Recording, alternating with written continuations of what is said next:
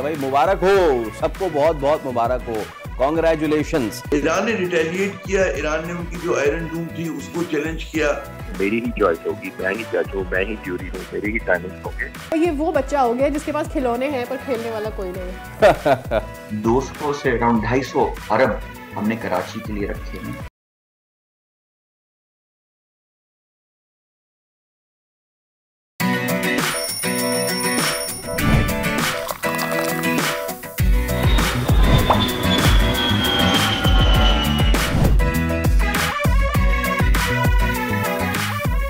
Iran और Israel का जंग बंदी पर इत्तेफाक। अमेरिकी सदर डोनाल्ड ट्रंप का अहम ऐलान।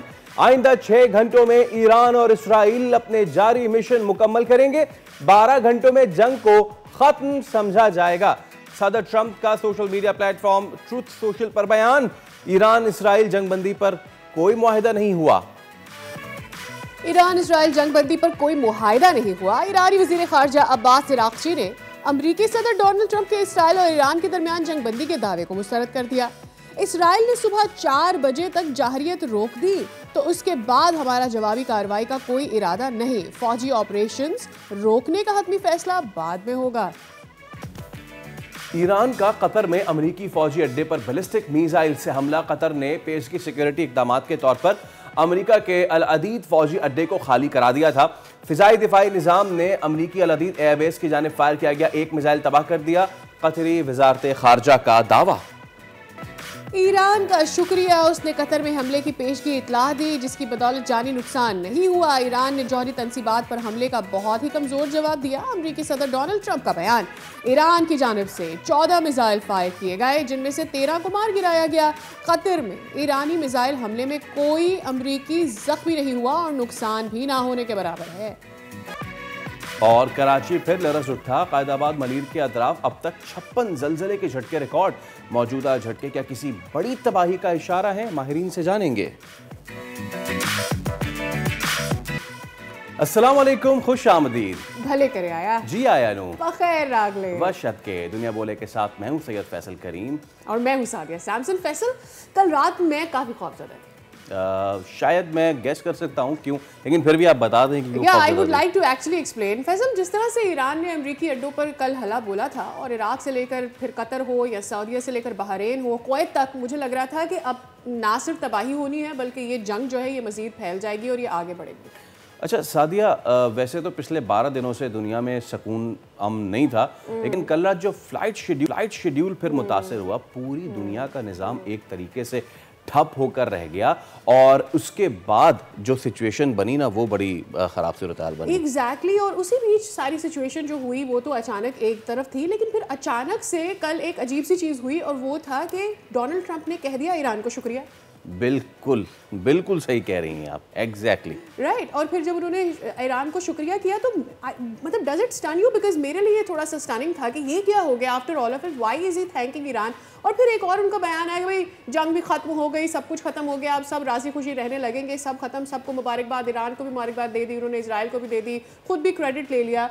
तो मेरे जहन में ये सवाल आया कि this all started the way it did with such a huge chaos and then it ended like that. अच्छा, डोनाल्ड ट्रंप का जो ये इस वक्त ट्वीट आप देख रहे हैं आपकी इस विंडो पे, उस पे डोनाल्ड ट्रंप साहब कहते हैं कि भाई मुबारक हो, सबको बहुत बहुत मुबारक हो, कॉन्ग्रेचुलेशंस।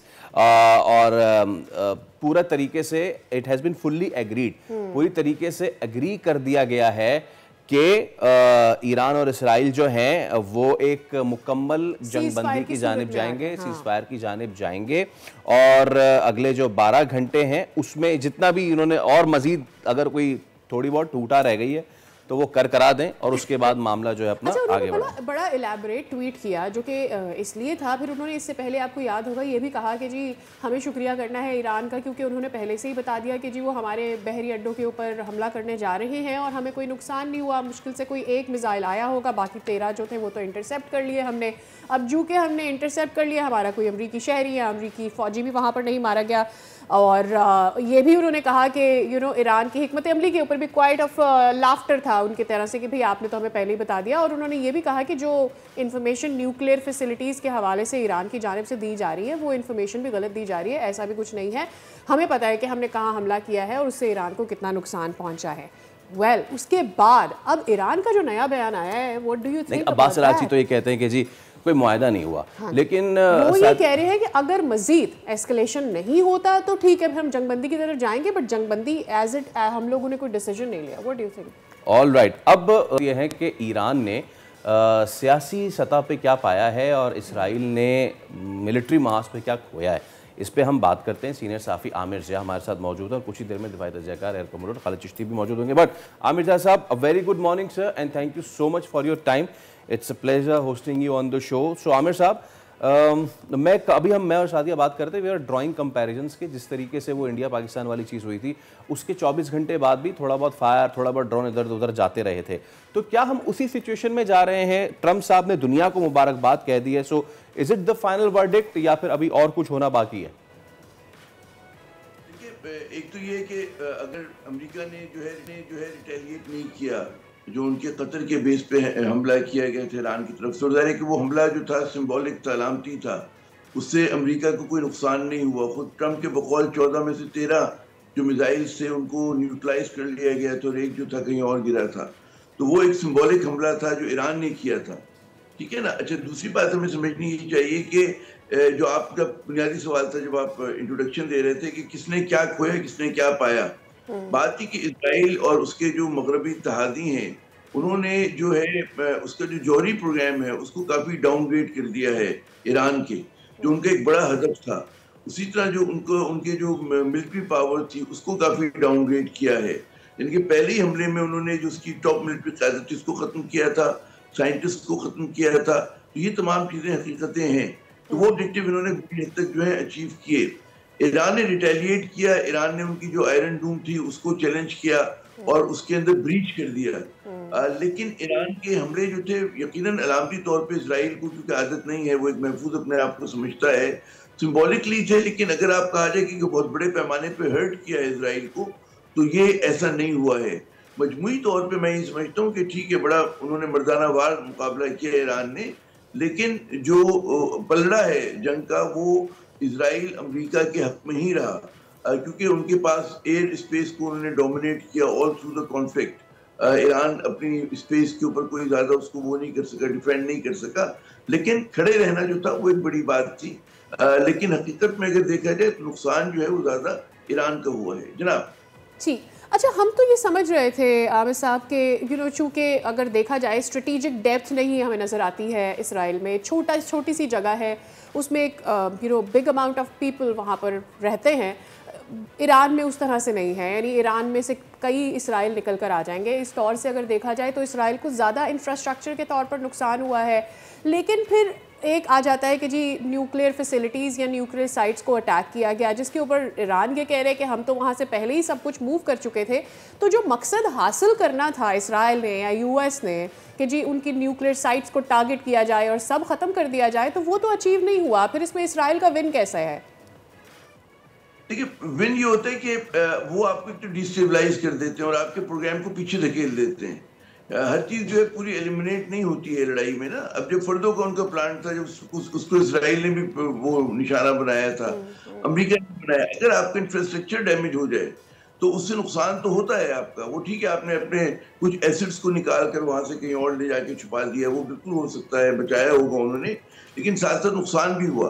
फर्ज करें कि आप अपनी उस तवानाई बनाने के जो भी आप उसको वो कर रहे थे कि जी हम अगले 6 माह में कर लेंगे, साल भर में कर लेंगे, एनरिचमेंट का जो उनका मसला था उसको अगर उन्होंने इन हमलों ने 8-10 साल पीछे कर दिया, और उनका जो कैलिबर था, टॉप साइंटिस्ट जो था, माजी में भी आपको याद होगा कि वक्तन फ़वक्तन जो थे एसेसिनेशन बिड होती रहती थी ईरान के साइंटिस्ट के ऊपर जो न्यूक्लियर साइंस से वाबस्ता थे। इस मरतबा तो पहले हल्ले में उन्होंने मतलब कुछ दर्जन भर को जो है हदफ बनाया था। तो अगर आप मजमूई तौर पर देखें, जब आप एनालाइज करते हैं ऑब्जेक्टिव किसी भी कॉन्फ्लिक्ट को, तो बड़ा डिस्पैशनेट के करते हैं और उसमें वो हकीकत पसंदाना, क्योंकि पाकिस्तान जहाँ पे खड़ा था तो पाकिस्तान तो ने अपने आप को यही हमने रवैया भी रखा कि असूली तौर पे सपोर्ट भी किया, लेकिन साथ साथ आप ये देखें कि जो हमारा जो रवैया था वो एक अवामी सतह पर जज्बातियत थी, लेकिन हमारी लीडरशिप ने उसका मुजाहरा नहीं किया। उन्होंने अब जो सिक्योरिटी नेशनल सिक्योरिटी कमेटी की जो मीटिंग हुई उस तक में जब उन्होंने वर्निंग की तो उन्होंने इजराइल को टारगेट किया, उन्होंने अमेरिका का नाम भी नहीं लिया। तो ये आपकी प्रायोरिटीज होती हैं। तो जब आप ईरान के नुकसानात का तखमीना लगाते हैं वो भी आपको इसी तरह लगाना चाहिए कि वो ठीक है हम कहेंगे मतलब है कि इजराइल के 10 मरे और इधर 100 जो है वो हदफ बने, तो उसके अंदर क्वेश्चन क्या है? आप अगर ये कहें जैसे गजा में लड़ाई हुई थी, गाजा में कि ठीक है पहले आपने 200, 250, 300 इजरायलियों को जो है हलाक किया, उनको अगवा किया, उसके बदले में अगर आपका नुकसान 55,000, 56,000 का हो जाए तो प्रोपोर्शन कहाँ रह जाता है? ठीक है ना, क्योंकि जो जंग का फलसफा होता है वो ये कहता है कि जी कम से कम कुर्बानी पे बड़ी से बड़ी कामयाबी, और अगर जो ज्यादा ज़हीन कौमें होती हैं वो बगैर कुर्बानी के जंग जीतती हैं। ठीक है ना, तो असली यही होता है कुर्बान होना।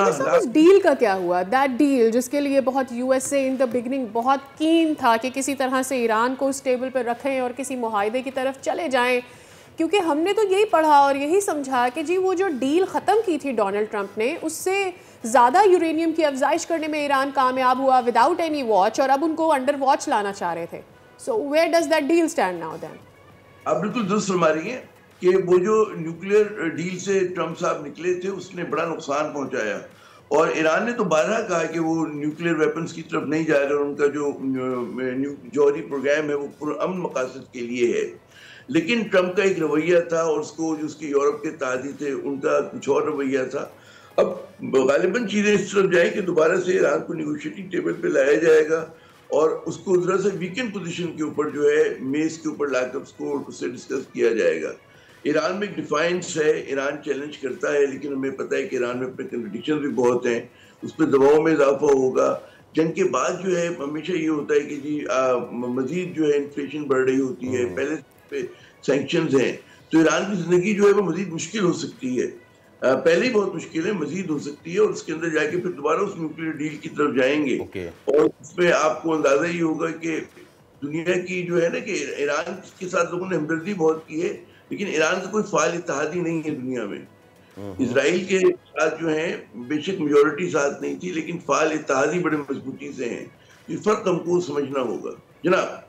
अच्छा आमिर साहब, गुज़िश्ता रात क्या हुआ वो पूरी दुनिया ने देखा, और ईरान कह रहा है कि हमने किसी दोस्त ममालिक पे हमला नहीं किया, बल्कि वहाँ जो अड्डे थे अमरीकी उन पे हमला किया ना। इसको अगर इस कॉन्टेक्स्ट में देखिए कि जब ये हमला शुरू हुआ था इसराइल का, तो सऊदीया सामने आया था और सऊदीया का बड़ा अहम बयान था कि जी हम मुत्तहिद हैं, और उन्होंने जो वहाँ पे उस वक्त ईरान के हाजी थे उनको भी कहा था कि ये हमारे मेहमान हैं जब तक मामला ठीक नहीं हो जाते। तो काफ़ी अरसे बाद we were watching some unity in the gulf side, लेकिन कल जो हुआ है उस पर सऊदीया का भी बड़ा सख्त बयान आया है।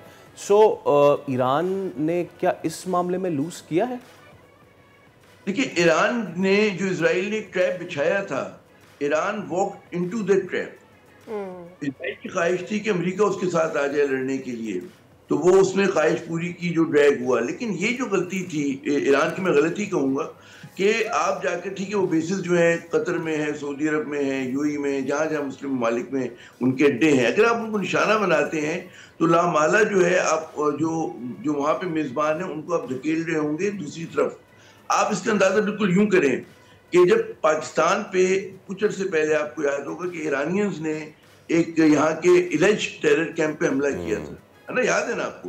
उसके जवाब में पाकिस्तान ने फौरन जो है ईरान के अंदर डीप इनसाइड जाके मारा था, हालांकि हमारा बड़ा मुल्क है। उसी तरह अफगानिस्तान अगर आपके साथ कुछ करता है आप जवाब देते हैं। भारत ने यही कहा, भारत का जो मई में हमला हुआ उसका फलसफा ये था कि जी हम आके, हमने तो बार बार वो बयान दे रहे हैं उनका जो फॉरेन मिनिस्टर है और बाकी लीडरशिप के, हमने तो वहाँ पे टेररिस्ट मुबैना टेररिस्ट कैंप को हमने निशाना बनाया, है ना। मगर पाकिस्तान ने फिर भरपूर तरीके से जवाब दिया, क्योंकि कोई भी सॉवरेन मुल्क जो है वो इजाजत नहीं देता कि आप किसी भी प्रिटेक्स्ट में आके उसके इलाके की एयर स्पेस की वायलेशन करें, जमीन की वायलेशन करें। तो यहाँ पर अगर ईरान करता है कि जी हम तो जी अमेरिकन को मार रहे थे, लेकिन ज़ाहिर के सऊदीज होंगे, कतरी होंगे, उस पर रद्द अमल देंगे, बिल्कुल उसी तरह, और जायज़ रद्द अमल होगा जैसे पाकिस्तान ने दिया था, ईरान को दिया, पाकिस्तान ने भारत को दिया। तो कोई भी सोवरेन मुल्क जो है उसको बर्दाश्त नहीं कर सकता। फिर दूसरी बात ही कि अगर ये तो चले अच्छी बात है कि कंटेन कर रहा है और अमेरिका रिटेलिएट नहीं कर रहा, अगर रिटेलिएशन होता और इजराइल, और उसके साथ आपने देखा कतर ने ये बयान दिया था कि हम अपना जवाब देने का हक महफूज रखते हैं, ठीक है ना, तो इसका मतलब है कि आप Iran would be opening to many fronts, और जब आप ज्यादा फ्रंट खोलते हैं, और अभी आप इतने मजबूत ताकत नहीं है, ईरान एक ठीक है एक मिड साइज पावर है वो, लेकिन आप अगर ये समझते हैं कि आप बैक वक्त इसराइल से अमेरिका से उसके मगरबी तहागियों से उसमें फिर आप मुस्लिम ममालिक को भी शामिल कर लें जो अखलाकी तौर पे आपकी मदद कर रहे थे, फाल मदद नहीं कर रहे थे, तो आपने अपने आप को मजीद आइसोलेट किया। सही है। ठीक है ना, तो मैं ही समझता हूँ टेक्निकल गलती है। जब भी जंग जो है वो बड़ा ठंडे दिलो दिमाग का खेल होता है, जैसे इसराइल ने कई बरस की प्लानिंग थी उनकी। आप इसको अंदाजा करें ना कि उन्होंने पहले ईरान के प्रॉक्सीज को कमजोर नहीं किया, बहुत ज्यादा डाउनग्रेड कर दिया हिजबुल्लाह को। एब्सोल्युटली। अच्छा आमिर साहब, पॉइंट टेकन सर, हमारे साथ ही मौजूद रहिएगा। मीनवाइल हम अब शामिल गुफ्तगू करते हैं दिफाई तजियाकार air commander retired Khalid Chishti साहब को। खालिद साहब अस्सलाम वालेकुम, very good morning, very pleasant morning, और या फिर कह रहे हैं वेरी सरप्राइजिंग मॉर्निंग। जब ट्रंप ये कह दें कि ईरान आपका शुक्रिया, तो मेरे ख्याल से ये सरप्राइज ऑफ द सेंचुरी होगा। बट ऑन द कॉन्ट्ररी, इस वक्त आमिर रज़ा साहब भी बात कर रहे थे कि ईरान ने वो सब हासिल नहीं कर पाया जो इसराइल ने हासिल कर लिया मिलिटरीली। एक कॉन्सेप्ट हमेशा था खालिद साहब कि इसराइल इनएविटेबल है, इसराइल अनपेनेट्रेटेबल है, कुछ नहीं हो सकता उसका। लेकिन दुनिया को कम से कम ईरान ने ये तो बताया कि भाई साहब कुछ नहीं, बहुत कुछ हो सकता है उसका। बहुत शुक्रिया मुझे इनवाइट करने का, और ये जो सवाल है बड़ा इम्पोर्टेंट सवाल है। ये देखिए, दुनिया में जब जंगें लड़ी जाती हैं तो कुछ आप मेजरेबल अचीव करते हैं, कुछ मेजरेबल अचीव नहीं कर सकते हैं। जो नॉन मेजरेबल या इनटेंजिबल होता है। मेजरेबल तो होता है, नुकसान हुआ, आपका एयरपोर्ट तबाह हुआ, अगर कोई मिसाइल फाइट हुई, अगर आपका न्यूक्लियर प्लांट हिट हुआ, आपके रनवे तबाह हो गए, आपके बिजली घर तबाह हो गए। एक होता है आपकी ईगो या प्राइड, वो बहुत मैटर करता है। फिजिकल डिस्ट्रक्शन बहुत सारे मुल्क बहुत ज्यादा लेने की सलाहियत रखते हैं, स्पेशली अगर उनको फर्स्ट वर्ल्ड या अमेरिका जैसा मुल्क पैक कर रहा हो।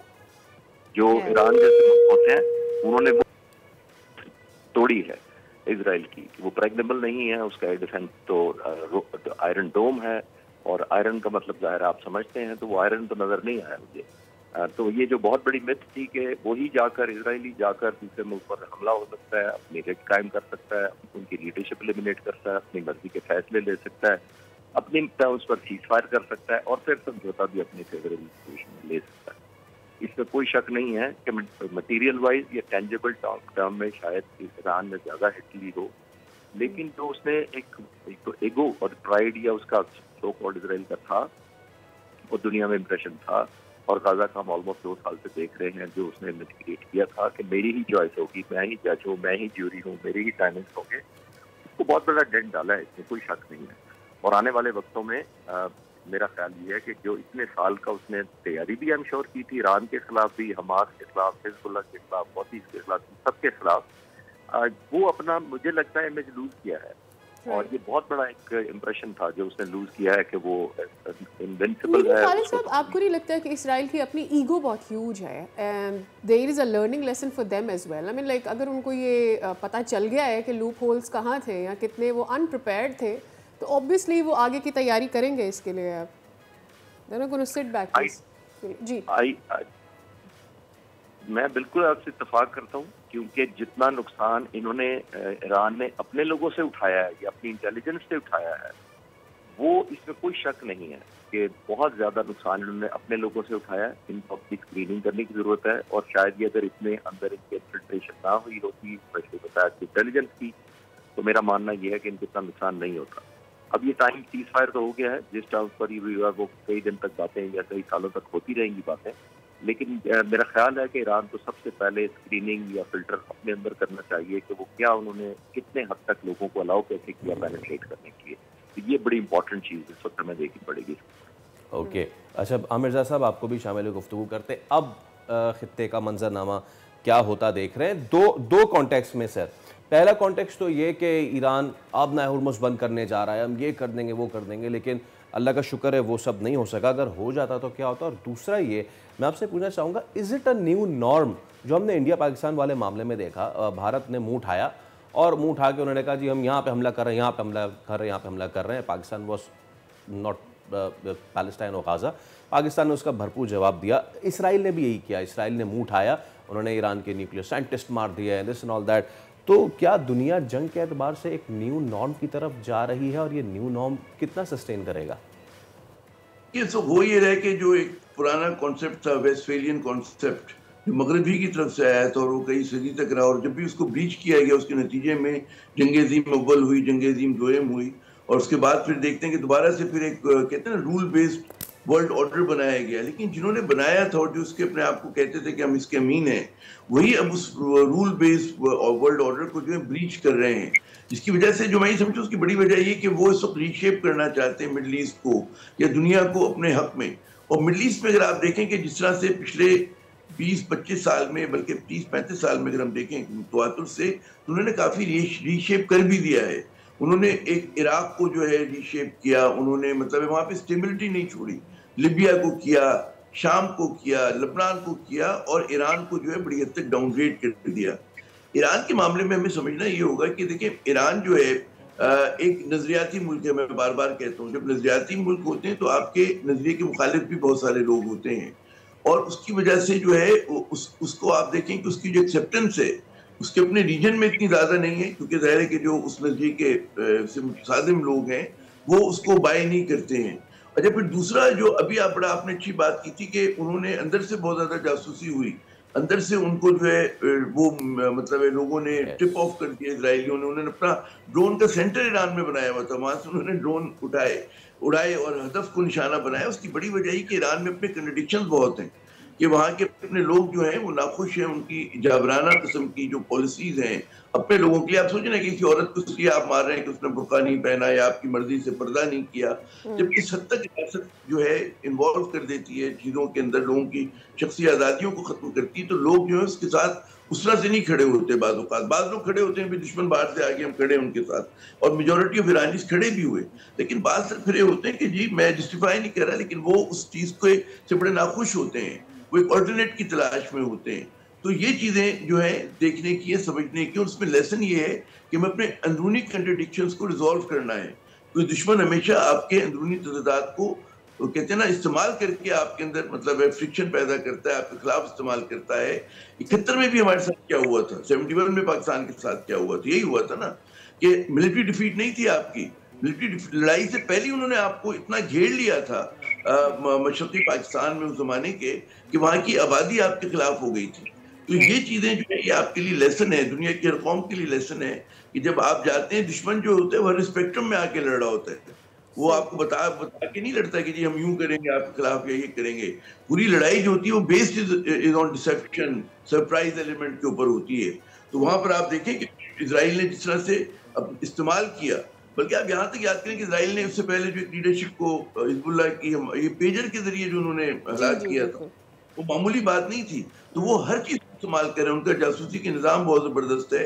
ये मैं इसलिए कह रहा हूँ कि आपके लिए लेसन है कि जी वो लोग किस हद तक जा रहे हैं, और आपकी तरफ से खोखले जज्बाती नारे और जनाब आप अल्फाज का ढेर लगा दें कि हम यूं कर देंगे। There is definitely a lot to learn for Iran। इस पर ज़रा खालिद साहब से भी बात कर लेते हैं। खालिद साहब ये बताइएगा कि अगर हम इंटेलिजेंस लिहाज से देखा जाए इसको क्या कर्ब किया जा सकता है, जिस किस्म की जासूसी हुई और जितना नुकसान ईरान को इनिशियली हुआ, ऑब्वियसली उन्होंने एक बहुत ही इनक्रेडिबल कमबैक किया, इसको कोई भी डिनाई नहीं कर सकता।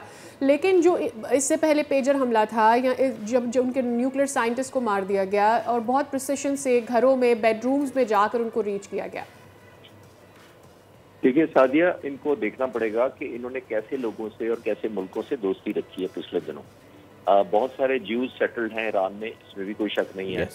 बहुत ज्यादा एक्सेस दिया गया इंडियंस को एज अ बेस्ट फ्रेंड समझकर, क्लोज फ्रेंड समझकर, खासतौर पर चाबहार में और अंदर अब्बास में, और जो कलगोशन एक एग्जाम्पल आपके सामने है।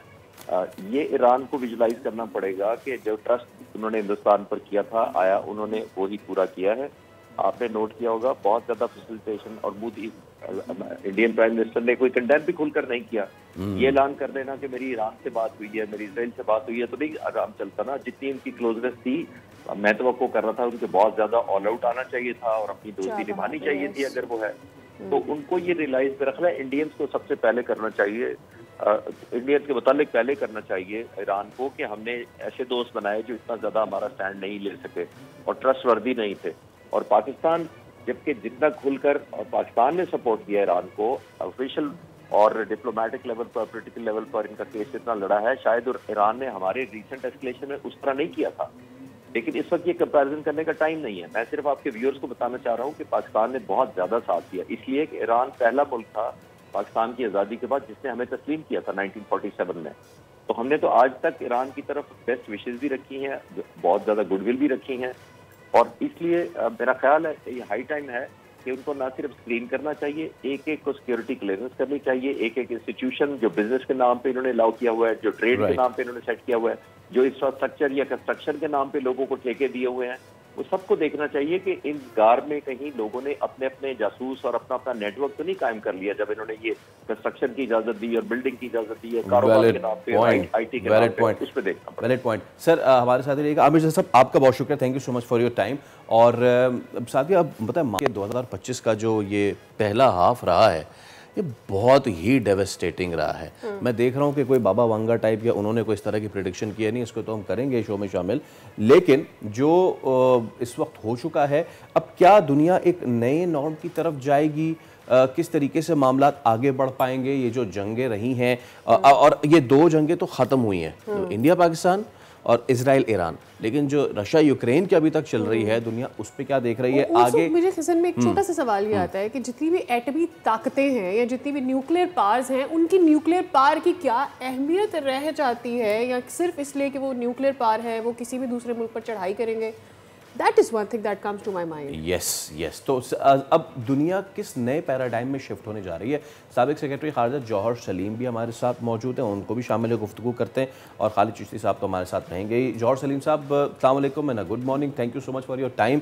जनाब, जंगबंदी हुई है, सबसे पहले तो आपसे मैं ये पूछना चाहूँगा कि जंगबंदी ट्रंप की तरफ से हुई है और ट्रंप ये कहते हैं भाई कॉन्ग्रेचुलेशंस और इट्स अ सीज फायर, लेकिन ईरान अभी कह रहा है कि प्लीज़ होल्ड ऑन, अभी नहीं, अभी जब तक ऑफिशियल नहीं होता तब तक मामला जो है वो ऐसे ही रहेंगे। So what is your take on that? सबसे पहले तो ये बताइएगा। देखिए, मैंने रात को भी अपने कमेंट्स मेरे ख्याल समा टीवी पे मैंने कहा था कि अभी जो सिचुएशन है, जो ईरान की तरफ से रिस्पांस आया वो अमेरिकन स्ट्राइक्स का, वो बहुत ही सिंबॉलिक था। उसमें बेसिकली उनको पहले उन्होंने इन्फॉर्म किया, अमेरिका को डिप्लोमेटिक चैनल्स के थ्रू कतर को इन्फॉर्म किया, उसके बाद फिर उन्होंने जो मिसाइल दागे वो भी आपने देखा, उससे कोई नुकसान नहीं हुआ, सारे के सारे इंटरसेप्ट हो गए। तो वो सिर्फ एक फेस सेविंग थी जो उनको लिए ज़रूरी थी, बिकॉज ज़ाहिर उन पर स्ट्राइक्स हुई। तो उसके बाद नज़र आ रहा था कि अब जो है सारा इनिशिएटिव वो इजराइल और अमेरिका की साइड पे था कि वो अब उसके बाद जंग को जारी रखना चाहते हैं मजीद के नहीं, क्योंकि उन्होंने अपने स्ट्रेटेजिक ऑब्जेक्टिव्स जो उनके ऑब्जेक्टिव्स थे इस वक्त, वो तो 3 अगर उनको कहें तो उनमें से खासी हद तक उन्होंने अचीव कर लिए थे। एक तो ये कि उन्होंने ईरान का जो न्यूक्लियर इंस्टॉलेशंस हैं उनको एक सब्सटेंटिव नुकसान पहुंचा दिया, और वो जो कह रहे थे कि ईरान ब्रेकआउट कैपेसिटी के नज़दीक है, तो उससे उसको खासा दूर कर दिया। जिसका आप लेटेस्ट जो अंदाजे हैं वो ये हैं कि पहले अगर ईरान चंद माह दूर था उससे ब्रेकआउट कैपेसिटी से, तो अब वो चंद साल हो गया। दूसरा ये है कि ईरान का जो फुटप्रिंट है एज अ रीजनल पावर, या उनकी कैपेसिटी जो थी अपनी पावर प्रोजेक्ट करने की रीजन में, थ्रू वो जो मुजाहमती ग्रुप थे, हमास और हिजबुल्लाह और होतीज़ और जो बाकी इराक में उनके हमायत याफ्ता ग्रुप्स हैं, फिर सीरिया में, तो उनको भी उन्होंने सिस्टमेटिकली पिछले 1.5 साल से डैमेज करके इतना इनफेक्टिव कर दिया है कि वो रिटेलिएट करने की पोजीशन में बिल्कुल नहीं रहे। और ईरान की तो वो पहले फर्स्ट लाइन ऑफ डिफेंस होते थे ना, कि ईरान पे स्ट्राइक्स इसलिए नहीं करता था इजराइल या अमेरिकन भी, क्योंकि उनको खतरा होता था कि वो पहले इजराइल पे अटैक करेंगे सारे ग्रुप्स, वो जो एक रिंग ऑफ रेजिस्टेंस था इजराइल के अराउंड, तो उसको भी खासी हद तक डैमेज करके इनफेक्टिव कर दिया। तीसरा जो था उनका एक लॉन्ग टर्म ऑब्जेक्टिव मैंने कहा था, वो है कि अगर किसी तरफ रजीम चेंज की तरफ बात चली जाए, वहाँ पे ईरान में जो है एक ज़्यादा फ्रेंडली या जो है कम हॉस्टाइल रजीम हो, तो वो उनके स्ट्रेटेजिक इंटरेस्ट को ज़्यादा सूट करता है। तो उसमें उन्होंने इस रजीम को भी थोड़ा कमज़ोर किया है, इसमें कोई शक नहीं, क्योंकि जिस तरह से उन्होंने ईरान में आप देखें वो टारगेटेड असैसिनेशंस की, बहुत ही अहम कमांडर्स जो हैं, military high command, scientist, intelligence जो है उसकी हाई अप्स जो हैं, उनको सिस्टमेटिकली उन्होंने टारगेट किया। अपना इंटेलिजेंस जो नेटवर्क था उन्होंने उसको दिखा दिया कि कितना स्ट्रांग है ईरान में, और ईरान उस तरह का कोई इंटेलिजेंस नेटवर्क इसराइल में नहीं दिखा सका कि रिटेलिएशन वो भी उस तरह की करते। तो उससे जाहिर है कि रजीम जो है वो उसकी परसेप्शन जो उनसी है वो तो कमज़ोर तो फिर होती है। हालांकि फेस सेविंग ईरान को चाहिए थी, जो कि उनको मिली भी आखिर में, खसूसन अभी तक खैर वो अटैक्स कर रहे हैं इसराइल पे। लेकिन इस सारी सिचुएशन में अब यही था कि यहाँ वो इस पे रोक देते अमेरिकन और इसराइली, या फिर इससे आगे जाते तो अब वो उन ऑब्जेक्टिव्स की तरफ कि बिल्कुल ये ईरान को पुश करके तो उस तरफ लाना है कि जीरो एनरिचमेंट पे वो माने। लेकिन उसमें फिर जो माने था मेरे ख्याल में वो ये होगा कि फिर अगर बहुत ज़्यादा उनको पुश करते तो फिर जो रशियंस हैं और चाइनीज़ हैं वो ईरान को किसी वक्त में सपोर्ट ना करना शुरू कर देते और फिर वो बात लंबी हो जाती, जिस तरह के सीरिया में हुआ था। देखें बशर अल-असद को जब इन्होंने गिराने की कोशिश की थी आज से कुछ साल पहले, तो उस वक्त जो है चाइना और रशिया ने बीच में आ गए थे, रेजिस्ट किया, उनको मदद देनी शुरू कर दी बशर रजीम को, और वो बहुत साल तक फिर अमेरिकन और मगरबी जो मुल्क है वो नहीं उस हुकूमत को गिरा सके थे। उसके मुकाबले में भी रिसेंटली जब दोबारा इन्होंने कोशिश की और इस वक्त चाइना और रशिया बीच में नहीं आए तो बड़ी आसानी से टॉपल हो गया वो रजीम। तो इसलिए इस सिचुएशन में जो प्रूव करना चाहते थे ट्रंप जो है उनकी बात भी रह गई कि उन्होंने जो है इनकी न्यूक्लियर इंस्टॉलेशंस पे वो बस्टर बॉम्बर्स फायर करके, और वो बस्टर बॉम्बर्स बॉम्ब वो हैं इन्होंने खसूसन इसी मकसद के लिए डेवलप किए थे। वो बस्टर बॉम्बर्स बंकर्स जो है वैसे तो 30 साल पुरानी टेक्नोलॉजी है, लेकिन उसका जो ये वर्जन है ये खसूसन इसके लिए बनाया गया था। तो इस सारी सूरत हाल में ईरान जो है देखें वो पहले से कमजोर हुआ है, उसके मुल्क के अंदर भी और उसकी बाहर भी जो एक पावर प्रोजेक्शन है। लेकिन क्या ये उनका कमजोर होना उनकी इंटेंशन को बदल देगा? क्या वो यूरेनियम इनरिचमेंट नहीं चाहेंगे? क्या वो अपने डिफेंस के लिए मे भी इस पूरे प्रोग्राम को या अपने एसेट्स को आगे नहीं बढ़ाएंगे? और अगर वो बढ़ाएंगे तो क्या हम एक्सपेक्ट करें कि अगर ये कह रहे हैं कि उनको ये कैपेसिटी लेने में मे भी सम ईयर्स लग सकते हैं दोबारा, तो क्या कुछ सालों बाद हम यही पिक्चर दोबारा देख रहे हों या फिर उनको टेबल पे लाया जाएगा? बिल्कुल जी, ये अहम सवाल है। और देखें इसमें दो चीज़ें हैं।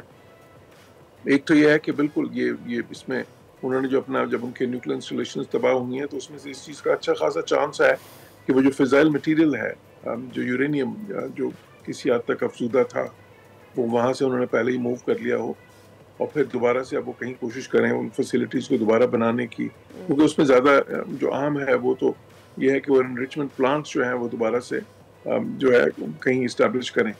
वो खैर इतना आसान तो नहीं होगा, लेकिन इस चीज़ का बिल्कुल पॉसिबिलिटी मौजूद है कि दोबारा से वो, और अब इस बार वो ज़्यादा अनहिंज तरीके से न्यूक्लियर उसकी तरफ जाएं।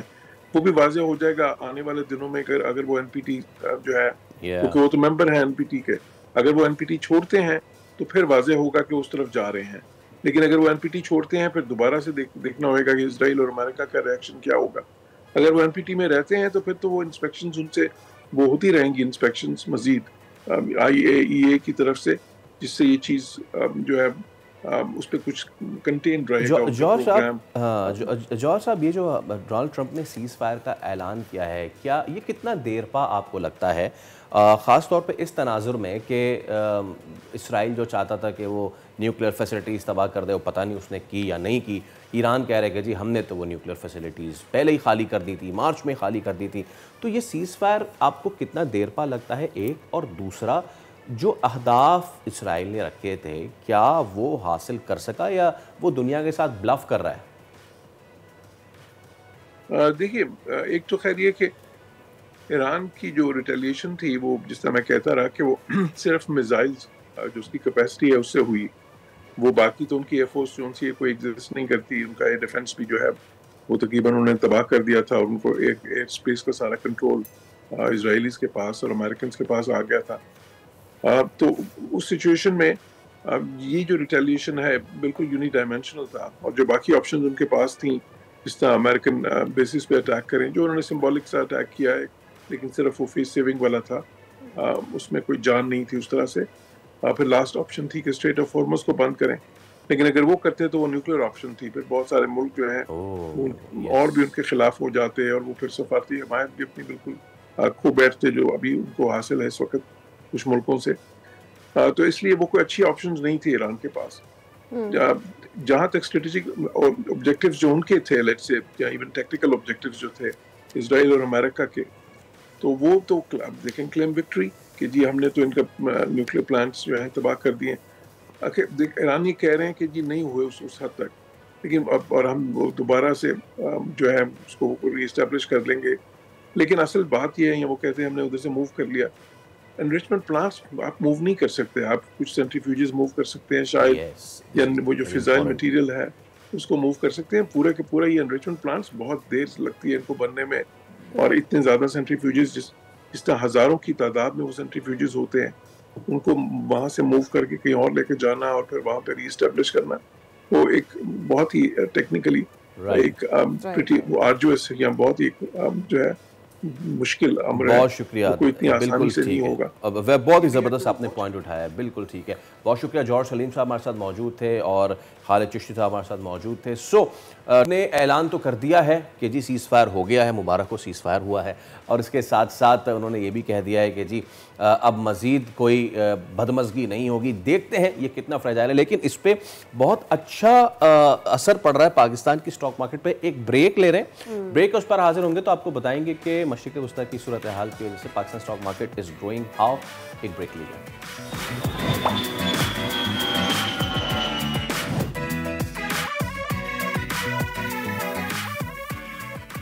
फिर आपको कहेंगे खुशामदीद, आप देख रहे हैं दुनिया बोल है। हम बात करें ईरान इसराइल मामले की, जो अब तनाज़े से हटके जंगबंदी पे आ गए, लेकिन उसका सबसे अच्छा पहलू इस वक्त ये है कि पाकिस्तान स्टॉक मार्केट में ज़बरदस्त तेज़ी देखने में आ रही है। 4332 पॉइंट्स का बड़ा इजाफा देखने में आ रहा है। फैसल, क्या इसके ऊपर मजीद कोई एक्सपेक्टेशंस आ रही हैं कि दिस बिल्कुल को मजीद बेटर आफ्टर दिस, बिकॉज अभी सिचुएशन तो अंडर कंट्रोल हो गई है। If the cease fire persist तो फिर मेरे ख्याल में सूरत हाल और बेहतर हुई भी है। क्रूड ऑयल जो है वो 2.12 USD पर बैरल डिक्रीज भी हो गया, 2.95%। तो director Pakistan stock market Ahmed चुनायद साहब भी हमारे साथ मौजूद हैं। चुनायद साहब अस्सलाम वालेकुम and thank you so much for your time as well. हम उनसे मजीद भी बात करेंगे, but as I was talking through, stock market तो बहुत अच्छा परफॉर्म कर रही है, और जिसका बहुत खतरा था अपने हुर्मुज़ से बंद होने का कि जी ऑयल प्राइसेस जो हैं वो कहीं बहुत ज़्यादा ना हो जाए। सो राइट नाउ जो क्रूड ऑयल प्राइसेस हैं वो 2.95% कम हो गई है सिंस द बिगिनिंग ऑफ 2025। ये एक बहुत ही अच्छा है, और सिंस द बिगिनिंग ऑफ 2025 मैं इसलिए भी कह रहा हूँ क्योंकि 2025 के आगाज़ में एक खित्ते में जंग लगी, फिर अभी दूसरे खित्ते में जंग लग गई। इसके बावजूद अगर ऑयल प्राइसेस नीचे आ रही हैं तो it's a good news for the world. Crude oil जो है स्पेसिफिकली पाकिस्तान पर इसका क्या इम्पैक्ट है, ये बहुत ज़्यादा इंपॉर्टेंट है, बिकॉज हमने ये देखा कि पेट्रोल प्राइस पे जब हम लोग आए बजट के बाद, हमने कार्बन लेवी 2.5 की, फिर उसके बाद हमारे डेफिसिट्स थे, फिर उसके बाद डेफिसिट हमारा कल बढ़ गया था सर। एग्जैक्टली, उसके बाद वो हुआ, और फिर वो प्राइस जो ईरान इजराइल वॉर शुरू होने के बाद फ़ौरन से बढ़ी ऑयल की वो, और फिर ये जो अभी आप बता रहे थे कि स्ट्रेट ऑफ हॉर्मुज़ अगर बैन कर देते या ब्लॉक कर देते, उसको बंद कर देते, फिर उससे ऊपर कितना चला जाएगा। तो वो सारी चीज़ें डिफ्यूज़ हो गई हैं, इसकी वजह से मार्केट भी ऊपर गई है। जो पेट्रोलियम मसनूआत है उनकी कीमतों में भी स्टेबिलिटी आ जाएगी, कमी भी आएगी, एंड प्रॉबेबली वो वहीं पे चले जाएं वापस। एहतशाम उल हक साहब अब हमारे साथ मौजूद हैं। एहतशाम साहब अस्सलाम वालेकुम, बहुत ही अच्छी सुबह है ये सर खित्ते के लिए। हम सब फियर कर रहे थे कि यार पाकिस्तान के पर्सपेक्टिव से पेट्रोल पता नहीं कहाँ चला जाएगा। फिलहाल ऐसा होता दिखाई नहीं दे रहा, फिलहाल ऑल इज वेल। देखिए फैसल, ये बात हमें माननी पड़ेगी। आई मस्ट एडमिट, रात तक ना मेरे ज़हन में था कि अब ये जंग का दायरा वसी होने जा रहा है, ये आसानी के साथ समेटना मुश्किल हो जाएगा, और हमारे जैसे मुल्क के लिए नेक्स्ट डोर नेबर हैं, हमारे लिए मुश्किलात बढ़ जाएंगी। लेकिन आप देख लें कि इसका मतलब है, अब देखने वाली बात है what transpired at the 11th hour. वो जो ट्वीट आज सुबह उठा मैंने देखा प्रेसिडेंट ट्रम्प का कि सुलह आएगी, दोनों मान गए। तो देखें, अब ये वैसे तो लग रहा था कि लॉजिकली इसको एंड तो इसका इस तरह ही होगा कि बातचीत होगी, सफारतकारी होगी, लेकिन फैसल सच्ची बात है, नोबडी वाज एक्सपेक्टिंग कि this is going to be too close और इतना आसानी के साथ हो जाएगा। लेकिन एनीवे, ये इसका हो जाना बहुत बड़ी बात है, हमारे लिए बहुत अच्छा है, मिडिल ईस्ट के लिए अच्छा है, और फिर बियॉन्ड मिडिल ईस्ट भी बहुत अच्छा हो गया, स्टॉक मार्केट भी बेहतर होगी। सबसे अहम बात यह है कि कहीं ना कहीं जो बात समझ आ रही है फैसल के ईरान की कहीं अंडरस्टैंडिंग इनके साथ हो रही थी अमेरिकन के साथ, वो उनको मानने के लिए तैयार नहीं थे। मैं एक आम सिटीजन की हैसियत से मैं आई कैन ऑलवेज से कि इतना नुकसान करने के बाद जो आप माने हैं तो आपको पहले ही देख लेना चाहिए था कि आपके पास ऑप्शन कम है। और बावजूद इस बात के कि you are right side of the history, सारी दुनिया ने आपको कहा कि आप के साथ जारियत हुई है और आपको आर्टिकल 51 यूनाइटेड नेशन के तहत अपना बदला लेने का हक है। लेकिन सवाल ये है कि फिर आपकी पोजीशन क्या है? आप पूरा वेस्टर्न यूरोप आपके खिलाफ है, अमेरिकन आपके खिलाफ है, रशिया और चाइना। लेकिन ना ज्यादा दुख तो फैसल इस बात का है कि रशिया के साथ 25 साल का स्ट्रेटेजिक माहिदा ईरान का, चीन के साथ 20 साल का स्ट्रेटेजिक माहिदा है। लेकिन आप इस दोनों खामोश तमाशाई बने रहे और कल उसको यही कहा इराकी को उन्होंने, अच्छा देखेंगे रशिया ने हम आपके लिए क्या कर सकते हैं। तो मेरा ख्याल अच्छी बात है, सेंस प्रिवेल करेगी तेहरान में भी और बाकी जगहों पे भी, वरना ये लग रहा था कि कॉन्फ्लिक्ट बढ़ेगा और लोग जो बात कह रहे थे कि जी ये जाएगा मामला तीसरी आदमी जंग की तरफ, या कम से कम ये रजीम चेंज के तो बारे में Faisal nothing can be said, अभी भी कुछ नहीं कह सकते क्या होगा, क्योंकि अब तो वहाँ पे देखें ये तो कहा जा रहा है कि इस स्टेज पे इस हुकूमत को हटाने का तो मकसद है कि टोटली आप एकदम इस्तेकाम का शिकार करेंगे इनको। और वैसे भी हमने देखा है माजी में अथॉरिटेरियन गवर्नमेंट को जब हटाया जाता है, आपने देखे ना सबक क्या है, इराक में क्या हुआ, सीरिया में क्या हुआ, लीबिया में क्या हुआ, उनको हटाने के बाद आज तक आप देख लें अमन नहीं है। तो यहाँ पे भी यही खतरा है, अगर यही ऑप्शन फिर इस्तेमाल होता है रजीम चेंज का, तो मेरा ख्याल है फिर बड़ा मुश्किल हो जाएगा। वही लोग शायद अंदर से खिलाफ है, लेकिन इस वक्त वो आयतुल्लाह के साथ खड़े हुए हैं लोग। Thank you so very much Ehtesham साहब for giving us your time. और हम सब बड़े खुश हैं कि चले जी सूरत हाल थोड़ी अंडर कंट्रोल नज़र आई और उसके बाद स्टेबिलिटी जिसकी हम बात करते होनी चाहिए ताकि इकोनॉमिकल ग्रोथ जो है खत्ते की वो दोबारा वापस आ सके। So we are heading towards that. है एक ब्रेक लेते हैं, ब्रेक में पूछता हूँ कि सादिया क्या देख के हंस रही थी।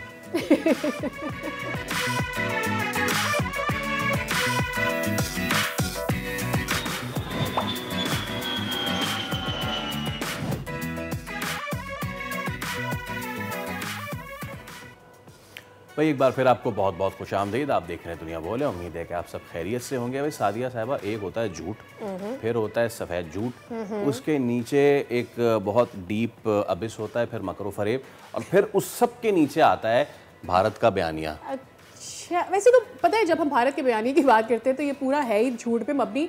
लेकिन मुझे ये बताएं अब कौन सा सफ़ेद झूठ पकड़ के ले आए आप उनका? भाई मैंने क्या बात है सर, ये बात है झूठ मैंने ये पकड़ा है, बल्कि मैंने नहीं पकड़ा ये झूठ, मैंने नहीं पकड़ा ये झूठ। ये झूठ भारत की अपनी एजेंसी ने कहा है कि सॉरी हमने तो झूठ बोला था। भाई हुआ ये कि भारत की नेशनल इन्वेस्टिगेशन एजेंसी है, उन्होंने ये कहा था कि पहलगाम वाक़े पर मोदी सरकार ने जो दुनिया को तस्वीर दिखाई थी 4 लोगों की, ये वाली, और कहा था कि ये है वो आतंकवादी जो आए सरहद पार से और हमला कर दिया पाकिस्तान। अच्छा, अब वो एजेंसी खुद कह रही है कि नहीं, अरे ये तो वो लोग नहीं है। अच्छा, फैसल भारतीय जो स्कॉलर हैं अशोक स्वाइन, उन्होंने भी एक ट्वीट किया था और वो कहते हैं कि अगर भारतीय एजेंसीज को ही मोदी जी पर एतबार नहीं है तो फिर पीछे क्या रह जाता है। वैसे I think it's the whole thing. और फिर सारा गेम करने के बाद वो क्या बोलते हैं पाकिस्तान को, पाकिस्तान ने भारत पे ही हमला कर दिया, कितनी बुरी बात है। क्या करता पाकिस्तान पे, लेकिन अब आपके अपने लोग आप पे हमला कर रहे हैं, उसको बचा ले। इस सारे मामले में भारत कितना सुन सन्नाटे में रहा, ईरान इसराइल मामले में देखा आपने, बिल्कुल खामोश। मुझे ऐसा लग रहा है कि वो सुन पट्टी, वो ऐसा ये वो बच्चा हो गया जिसके पास खिलौने हैं पर खेलने वाला कोई नहीं है। बहुत अच्छी बात हमारे इस वक्त कानों में भी गूंज रही है। लेकिन चले आगे बढ़ते हैं, बजट से रिलेटेड लेते हैं। हाँ जी। देखिए जी, कराची इतना बड़ा शहर है, मसाइल भी जाहिर सी बात है उतने ही बड़े हैं। देखिए 2.5-3 करोड़ तो अब सिर्फ पेपर पे हैं, उससे आगे तो पता नहीं। कराची की आबादी ना सितारों से आगे जहां और भी है वाली बात। एग्जैक्टली। फैसल आज बल्दिया उसमें कराची का बजट पेश होने वाला है, क्या लग रहा है क्या होगा बजट में? बजट में होगा कि हम ये करेंगे, हम वो करेंगे, ये नए मंसूबे आ रहे हैं, वो मंसूबे आ रहे हैं, ये ठीक हो जाएगा, वो ठीक हो जाएगा, इसके लिए इतना रखा है, उसके लिए इतना रखा है। लेकिन कुल मिला के सब पे सवाल फिर ये बनेगा ना कि जो पहले से मंसूबे हैं उनका क्या होगा। बाय द वे 14 करोड़ 62 लाख रुपए का इसका सरप्लस जाहिर किया गया। और सबसे जो अहम बात इसमें है वो ये है कि जी 183 बिलियन रुपए जो हैं वो नए तरक्याती मंसूबे के लिए रखे हैं। वाओ, नए तरक्याती मंसूबे। तो पुराने पूरे हुए नहीं और नए तरक्याती मंसूबे, मोर मनी। आप किसी ऐसी जगह पे रहते हैं जहाँ पे पुराना तरक्याती मंसूबा अभी तक चल रहा हो? क्योंकि मैं और बहुत सारे लोग जो सुन रहे हैं वो तो ऐसी जगह पे रहते हैं जिनमें एक यूनिवर्सिटी रोड है, एक गुलिस्तान जौहर है, जहाँ पे ऐसी खुदाई हुई है। बाय द वे हम इंडिया का जिक्र कर रहे थे ना, किसी एक चैनल ने ना यूनिवर्सिटी रोड की तस्वीर दिखा के भी कह दिया कि भारत ने यहाँ हमला किया है। हाँ, तो यहाँ नहीं है जरूरत हमला करने की। आप कराची की आवाम की रेजिलियंस देखें कि उस हमले शुदा सड़क के ऊपर दे आर सो कंफर्टेबल। अरे भाई कोई मसले की बात नहीं है, हम तो बड़े आराम से यहाँ पर चल फिर लेते हैं। चलिए, जो तखमीना लगाया गया है, क्या अच्छी चीज़ आने जा रही है कराची में, और कराची के दो अहम जो देरीना मसाइल हैं, इंफ्रास्ट्रक्चर और पानी, उस पर क्या हो रहा है। तर्जुमान सिंध हुकूमत अली राशिद हमारे साथ मौजूद हैं। अस्सलाम वालेकुम, good morning Ali sahab, welcome to the show, thank you so much for your time. तो सर बताइए, क्या कुछ है बजट में कराची वालों के लिए, क्या उम्मीदें रखें हम?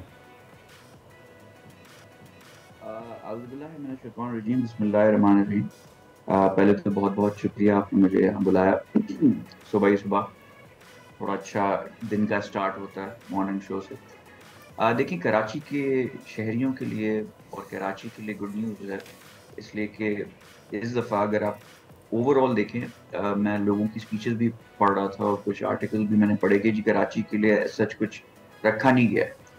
मैं शुरुआत करता हूँ कि मेरा हल्का ज़ाती तौर पे, जहाँ से मैंने भी रह चुका हूँ, इलेक्शन भी मैंने लड़ा था, वहाँ कोरंगी शाराय Bhutto, I am not sure कि आप लोग कितना वाकिफ हैं कि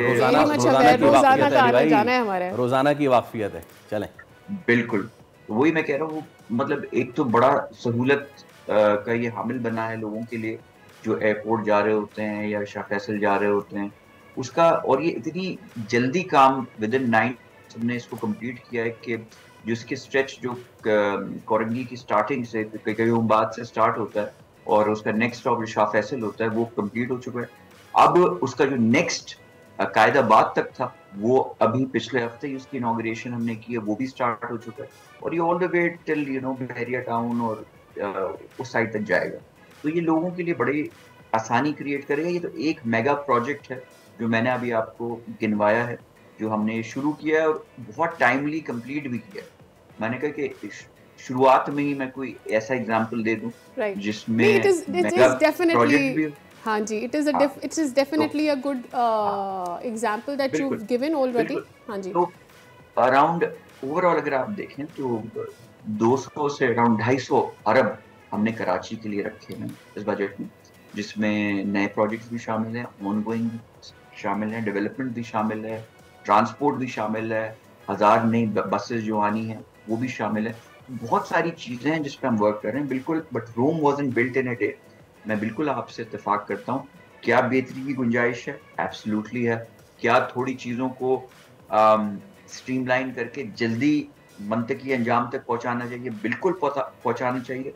उसमें कुछ चैलेंजेस हैं, कुछ इंटरनल चैलेंजेस भी हैं जिसमें मैं जाना नहीं चाहूंगा, इसलिए कि वो हम खुद अपने एंड से हैंडल कर रहे हैं। कभी कुछ चीजें हो जाती हैं, ये स्टे लेके आ जाता है, कोर्ट ऑर्डर हो जाता है। हाँ, ये जो चैलेंजेस हैं, दूसरी चीज में आप यूनिवर्सिटी रोड के क्या चैलेंजेस हैं? हाँ प्लीज। हाँ, मैं उस पर ही आ जाता हूँ। देखिए, यूनिवर्सिटी रोड का सबसे बड़ा चैलेंज ये था कि जब इसकी हमने बुनियाद डाली, शुरुआत हमने इसकी की, उसके फौरन बाद केयर टेकर हुकूमत आ गई।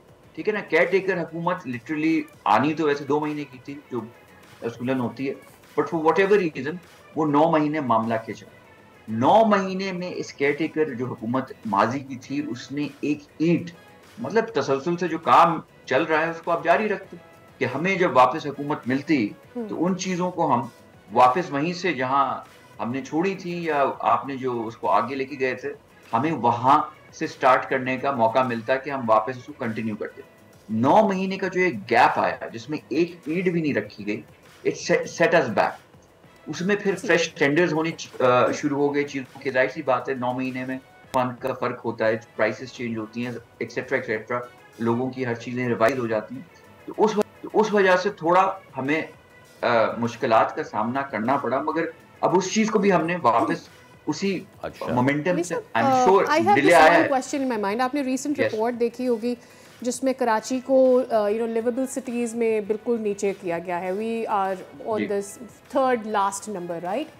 अब मैं ये सोचती हूँ कि भाई सिंध हुकूमत क्या सोच रही है कि कितना टाइम लगेगा कराची का ग्रेड ऊपर करने में। एक टारगेट टेंटेटिवली भी क्या सेट किया गया है कराची की सफाई हो गई, चले बुनियादी पानी पे मैं अगर नहीं भी बात करती, कराची में जो हर जगह हम देखते हैं कूड़ा करकट ये सारे मामलात होते हैं वो, दूसरी चीज़ें इंफ्रास्ट्रक्चर में रोड वगैरह, और एजुकेशन वाइज ख़ास तौर पे वो बच्चे प्राइमरी से नीचे का लेवल जो है इसको हम रेज़ कर सकें कम अज़ कम। सेकेंडरी वैसे तो होना चाहिए, जितनी दुनिया तेज़ी से आगे बढ़ी है टेक्नोलॉजी में, वो हमारा कुछ हमने सेट किया है टारगेट कि भाई इतने साल लगेंगे और हम कराची को लिवेबल सिटीज़ में ऊपर लेकर जाएंगे। देखिए मैं आपको बात बताऊँ, अनलाइक अदर सिटीज़ कराची का कोई मास्टर प्लान नहीं था और ना मास्टर प्लान है। It's a very big city और बहुत सारे मुल्क ऐसे हैं, countries which are smaller than Karachi when it comes to size and population, तो उसके अपने अदर चैलेंजेस होते हैं। मैं फिर आपने भी चीज मेंशन की, जो रिपोर्ट शाये हुई, हमें उस रिपोर्ट को बैरोमीटर बना के नहीं चलना है।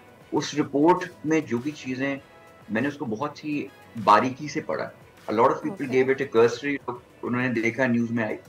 इसके जो रिपोर्ट ये बनती है, इसके 35 इंडिकेटर होते हैं। उसमें रिसेंट अगर उस मुल्क में कोई कॉन्फ्लिक्ट हुआ हो वो भी इंडिकेटर होता है, जैसे पाकिस्तान इंडिया का हो गया था, humidity, climate change etcetera etcetera. वो बहुत सारी ऐसी भी चीजें उसमें इनकॉर्पोरेट हुई भी होती हैं जिसमें किसी हुकूमत या डेवलपमेंट या इन चीजों का काम नहीं होता, पहली चीज। दूसरी चीज मैं आपके आ जाऊँ कि इस रिपोर्ट पे बहुत इसको वैसी कॉन्ट्रोवर्शियल थोड़ा करार दिया गया है और इस पे वैसी एडिटोरियल और ओपिनियंस भी लिखी गई ठीक है, अगर इस पे तो मैं मुकम्मल प्लीज एडिटोरियल, हाँ, ये जो रिपोर्ट ये शाया की थी, ये economic intelligence unit the economist का उसका की थी, उनके साउथ एशियन डेस्क, जो सारे इंडियंस, यहाँ तक कि जिस स्पोक्स पर्सन ने इस रिपोर्ट को शाया किया उसका नाम भी कुछ भतियाचारी है, समथिंग लाइक दैट था, हूज फ्रॉम इंडिया। तो बहुत क्वेश्चन मार्क्स इस पे थे कि अगर वॉर टोन एरिया, जैसे अगर इंडिया पाकिस्तान कॉन्फ्लिक्ट में गया, वो आपने उसकी मार्किंग की, तो हाउ कम इंडियन सिटीज जो इंडिया भी कॉन्फ्लिक्ट का पार्ट था, तो उसको क्यों नहीं इंक्लूड किया? अच्छा, हमारे पास बहुत कम टाइम है सर, लेकिन मैं चाहूँगा, आपने गुलिस्तान जौहर वाली बात बता दी, करीमाबाद उसको कितना टाइम लगेगा, मुझे शॉर्टली ये बताइए। देखिए मैं आपको बताऊं, with in the next 1 year आप चीज़ों को देखें। जहाज भी उड़ने से पहले ज़मीन पे रेंगता है, थोड़ा स्पीड पकड़ता है। ये अब हुकूमत, हमें 1 साल कंप्लीट हुआ है, इंशाल्लाह पहला साल तो आपको वैसे ही थोड़ा उसको चीज़ों को स्ट्रीमलाइन करने में लगता है। इन दिस कमिंग ईयर आप देखेंगे वो चीज़ें, और ऐसा हर जगह होता है कि जब खुदाई हो रही है, 1 साल को लॉक करें अप्रॉक्सीमेटली। जी बिल्कुल, आप 1 साल में वाज़े तौर पे आपको फर्क और बेहतरी हर चीज with university road, Gulshan Iqbal road and also शारे भुट्टो, राइट? अब वो कम से कम इंफ्रास्ट्रक्चर में ये बेहतर। चलें ठीक है, thank you so much Ali Rashid साहब, आपके इस वादे के साथ कि हम अब तो हाजिर नहीं होंगे, वील कीप आस्किंग यू कि जो 1 साल का टारगेट है वो अगले 10 दिन, अगले 20 दिन और नहीं, लेकिन जिन कराची वालों ने सालों साल इन रोड को टूटे हुए देखा है, उनके लिए तो 1 साल होगा कि ठीक है भाई 1 साल में कर दो, बट अब कर दो। लेकिन ऐसा ना होना कि इस साल फिर अगले साल फिर अगले साल। अच्छा, बाय द वे, अब तक 56, शादी आपने इस तरह की कोई फिल्म देखी है? नहीं, मैंने तो इस तरह की कोई फिल्म नहीं देखी, लेकिन मेरे जहन में ये बात आ रही है कि ये आपके पास ये फिल्मी लाइन कहाँ से आ गया? अब तक 56, ये देखें, ये कोई फिल्म नहीं है, ये फिल्म इस वक्त जो माहौल के साथ हो रही है ना, ये उसकी मैं बात कर रहा हूँ। माहौल की बात कर रहे हैं वैसे फैसल? द एनवायरनमेंट जो हम कर रहे हैं अपने शहर के साथ, और कराची में आने वाले जलजले की झटकों की हम बात कर रहे हैं। अच्छा, उसका नंबर बाय द वे 56 हो गया। Are you telling me that number? अब तक 56 जनाब, अब तक 56 जलजले आ चुके हैं। और ये क्यों हो रहा है? बाय द वे, हम इस पे एक गुफ्तगू पहले भी कर चुके हैं, और मसूद लोहार साहब हमारे साथ मौजूद थे, हमारे माहौलियात, उनसे हमने बात की थी और उन्होंने जो बातें बताई थी, इट वॉज वेरी अलार्मिंग। तो ज़रा उसको आज हम फैक्ट चेक, क्रॉस चेक भी कर लेते हैं। माहिर अर्जियात, associate professor geology department, doctor Adnan Khan हमारे साथ मौजूद हैं। डॉक्टर साहब अस्सलाम वालेकुम, बहुत शुक्रिया, thank you so much for your time again sir. Sir, 56 जलजले के झटके अगर आ जाएं, मैं क्या समझूं इससे? कुछ लोग कहते हैं कि ये आते रहते हैं और छोटे साइज़ के होते हैं, बट ये एक ही जगह पे आना, कैदाबाद, मलीर, कोरंगी, ये क्या हमें बता रहा है, किस तरफ ले जा रहा है? देखिए, इस पॉइंट पे आने से पहले मैं थोड़ा सा बैकग्राउंड दे दूं जी। कराची में गुज़िश्ता 175 साल तारीख में जल्जलों से कोई भी तबाही साबित नहीं हुई है। अच्छा। और गुज़िश्ता 200 सालों के अंदर इस पूरे रीजन में यानी कराची के सराउंडिंग में तकरीबन 6 बड़े ज़लज़ले आ चुके हैं जो 7 मैग्नीट्यूड से ऊपर के हैं। तो अगर हम कराची को ओवरऑल देखें तो इसके ईस्ट में, इसके वेस्ट में और इसके साउथ में तीनों तरफ फॉल्ट्स मौजूद हैं। ईस्ट में सुरजान फॉल्ट है, वेस्ट के अंदर जाएं तो पब फॉल्ट है, और साउथ में जो अब रिसेंट स्टडीज़ के अंदर बहुत उसको एलाबोरेट किया गया है वो नगर पार्कर फॉल्ट है। और इंटरेस्टिंग बात यह है कि ये जो ईस्ट वेस्ट ट्रेंडिंग फॉल्ट है ये तकरीबन उसी पॉकेट से गुजर रहा है जिस पॉकेट में इस वक्त ज़लज़ले आ रहे हैं। तो अगर हम स्टार्ट करें ईस्ट से वेस्ट की तरफ तो ये पूरा लांडी, कुरंगी, शाह फैसल, फैसल कंटोनमेंट, कराची कंटोनमेंट, लियारी और ये आगे आपका कैनब तक की पट्टी जो है पूरी इसी लाइन पे आती है। ये फॉल्ट जो है ये बेसिकली स्ट्रेट नहीं है बल्कि ये सेमी कर्व है, यानी थोड़ा सा कर्व लेता है टुवर्ड नॉर्थ। और ये जो कर्व ले रहा है इसका मतलब ये हुआ कि इसका जो ये सेंट्रल पार्ट है जहाँ पे ये कर्व ले रहा है ये वो जगह है जहाँ पर मैक्सिमम स्ट्रेस एक्यूमुलेट हो रहा है। और इंटरेस्टिंगली यही वो पॉकेट है जहाँ पर आपका मलीर, लांडी, कुरंगी ये वाले इलाके जो हैं वो लाई करते हैं। तो जितनी भी रिसर्चेज हुई हैं इस हवाले से अर्थक्वेक के, उसके मुताबिक कराची को किसी ने माइल्ड अर्थक्वेक जोन में डाला है, किसी ने इसको हाई रिस्क जोन में डाला है सेस्मिकली, किसी ने इसको लो में डाला है। मतलब ये एक एम्बिग्यूटी रही है। लेकिन फैक्ट ये रहा है कि चाहे इसको आप किसी भी जोन में डाल दें, कोई बड़ा हादसा या सानेहा गुज़िश्ता 175 सालों में रोनुमा नहीं हुआ। तो उसकी वजह से कराची को रिलेटिवली सेफ जोन में डाला जाता है। लेकिन ये जितनी भी इन्फेरेंसेस की गई हैं इंटरनेशनल एजेंसीज की रिसर्च में या सरकारी और लोकल लेवल की रिसर्च में, वो यही बताते हैं कि कराची में ज़लज़ले से नुकसानात तो नहीं हुए लेकिन साइक्लिकली एक्टिव जोन में कराची आता है और कभी भी यहाँ पर लो मैग्नीट्यूड के और हाई फ्रीक्वेंसी के अर्थक्वेक्स आ सकते हैं। तो शायद ये वही टाइम है एग्जैक्टली ये तमाम की तमाम एनर्जी जो है वो इतनी ज़्यादा स्टोर हो चुकी थी कि अब वो रिबाउंड होके रिलीज हो रही है और वो मुसलसल जो है वो जोल्टिंग या ट्रेमर्स की फॉर्म में। डॉक्टर साहब ये तो हो गए ना हमारे एनालिटिक्स के, हमने मतलब जो फैक्ट्स हैं वो क्या है, जो नंबर्स हैं वो क्या है, रियलिटी क्या है, यहाँ पर जी फॉल्ट लाइन है और उसमें एक कर्व भी है और उसकी वजह से मुसलसल ये ज़लज़ले आ रहे हैं।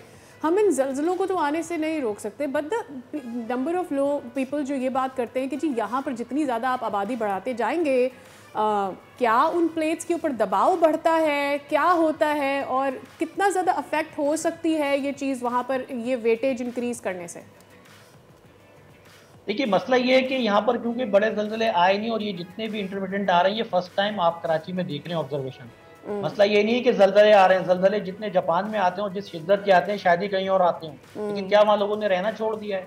ऑफ कोर्स उन्होंने अकॉर्डिंगली अपनी सिचुएशन को बनाया है। दुनिया में यही होता है कि आप नेचर को नहीं छेड़ सकते, उसके प्रोसेस को तो चेंज नहीं कर सकते, लेकिन उन प्रोसेस के मिजाज को समझते हुए अपनी जो प्लानिंग है उसको अकॉर्डिंगली जो है वो डिजाइन करते हैं। तो कराची में क्योंकि इस तरह के इवेंट्स नहीं हुए थे और फिर ये जिन इलाकों में आ रहा है वहाँ पर अनफॉर्चुनेटली ज्यादातर नॉन इंजीनियर्ड स्ट्रक्चर्स हैं, तो इस वजह से वहाँ थोड़ी सी वल्नरेबिलिटी बढ़ी आती है।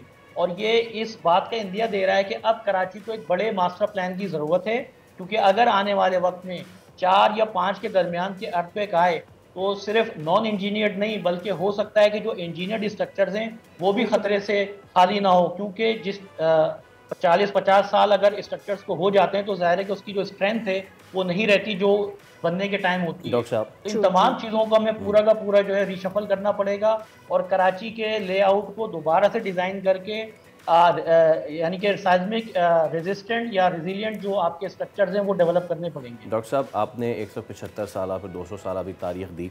कराची के आसपास दीबल पोर्ट हो गया, दीगर हो गए, वो तो ज़मीन में धंसे, उसके शवाहिद भी मिले हैं, बट आप मेन इस वक्त सिटी की बात करें 175 या 200 साल पहले हमारे पास हाई राइजेज नहीं थे, हमारे पास वो मकान नहीं थे जिस पे प्लस्तर भी नहीं है, 2-2 घरों के मकान है और 8-8 मंजिला वो मकान 2-2 कमरों के बना देते हैं। सो फॉर इंस्टेंस अगर बहुत ही हल्के मैग्नीट्यूड का भी आता है 4, 4.5, 5 पे कितनी तबाही हो सकती है प्रोवाइडेड दीज स्ट्रक्चर्स? देखिए तबाही की जहाँ तक बात है वो तो डेफिनेटली ऐसे इलाकों में हो सकती है जहाँ पर आपने नॉन इंजीनियर स्ट्रक्चर बनाए हुए हैं, लेकिन हमारे पास जो प्रेसिडेंट्स मौजूद है 2001 का जो ज़लज़ला था जो भुज में आया था जो कि 6.5 और तकरीबन कराची में फील हुआ गुजरात, तो उस कराची के ने सस्टेन किया था, वहाँ पे एज सच तबाही कराची में नहीं हुई, हैदराबाद में बिल्कुल हुई, लेकिन कराची में ऐसा नहीं हुई। तो उसको अगर हम जहन में रखें तो इतने ज़्यादा हम मतलब टेंशन में नहीं आना चाहिए हमें। लेकिन अगर 6-6.5 का आएगा तो कितने साल हो गए ना अदनान साहब, उसके बाद कितनी आबादी वहाँ बढ़ी और फिर कितने ज़्यादा बेढंगे घर वहाँ पर बनाए गए। देखिए आबादी, मसला आबादी का नहीं है, अगर 2 घर भी होंगे तो गिरेंगे और अगर 100 घर होंगे तो भी गिरेंगे, क्योंकि नेचर ये नहीं देखती कि वहाँ आबादी कितनी है। मसला सारा ये आ रहा है कि जिस फ्रीक्वेंसी के आपके पास वहाँ पर अर्थक्वेक आ रहे हैं कि आपका स्ट्रक्चर उसको सस्टेन कर सकता है या नहीं कर सकता। तो उसके लिए आपको ज़ाहिर है कि जो स्ट्रक्चर बनाना है वो डेफिनेटली इंजीनियर्ड स्ट्रक्चर और जो आपका साइज्मिकली रेजिस्टेंट स्ट्रक्चर की तरफ जाना पड़ेगा। अब चूंकि आबादियां आपने फैला दी हैं तो अब उनका हल यही हो सकता है कि उसमें किसी किस्म की रेट्रोफिटिंग की जाए या वहां पर कुछ इस तरीके की रिफॉर्म की जाए जो कि जल्जले से उनको बचा सके। खास तौर पर जो फॉल्ट की मैंने लाइन बताई उसके आसपास के जो इलाके हैं उनको ज्यादा फोकस करने की जरूरत है, क्योंकि वो ज्यादा वल्नरेबल साइट पर है। तो इसका मतलब मैं एक नट शेल में, वी हैव गॉट 30 सेकंड्स, एक नट शेल में डॉक्टर साहब मैं अगर कहूँ तो ये जो 56 झटके आए जलजले के, इतना बड़ा खतरा नहीं है कराची वालों के लिए। You are saying this?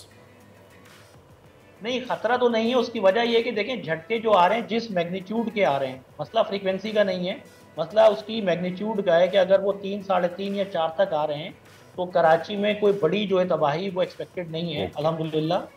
लेकिन ये आहिस्ता आहिस्ता मुसलसल झटके आते हैं, तो जैसे आप किसी को हैमरिंग करें तो हैमरिंग से क्या होता है कि मुसलसल वो वीक होना शुरू होती है, एक खास थ्रेशोल्ड के बाद जाके वो तबाह होती है। तो इसलिए आपको ये देखना होगा कि मुसलसल अगर जोल्टिंग हो रही तो स्ट्रक्चर जो है वो छोटी मैग्नीट्यूड के ज़्यादा फ्रीक्वेंसी की वजह से वीक जोन बन सकते हैं और उसके कोलैप्स होने के चांसेस बढ़ सकते हैं।